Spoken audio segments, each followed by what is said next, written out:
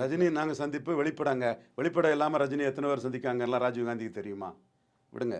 இல்ல இப்போ வெளிப்படம் இல்லாம ரஜினி குற்றச்சாட்டு வந்து திரு ரவீந்திரன் துரைசாமி போனதுனால தான் அங்க சில இந்த மாதிரி இவர் வெளிப்படையா பேசுறாருங்கும் போது முடிச்சு போட்டு பார்த்தோம் அப்படின்னா அது வெளிப்படையாகவே இது சொல்லிதானே ஆகணும் அங்க.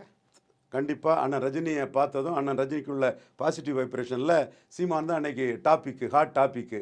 கில்லிங் இன் சைலன்ஸ் பண்ண முடியாமல் எல்லாரும் சீமானை பற்றி பேச வேண்டிய நிலவுக்கு எல்லா தொலைக்காட்சியிலும் சீமான் பேசினா நிமிஷ கணக்கில் லைவ் ஓடுது.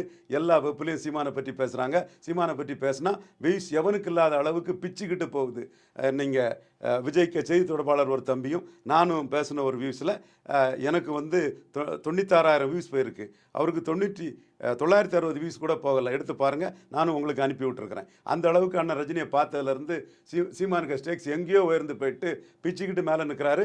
2026 8 16 ஆக்கி 2 மடங்கு ஓட்டு எடுத்து சாதிக்க போகிறாரு. 2026 பாருங்கள்,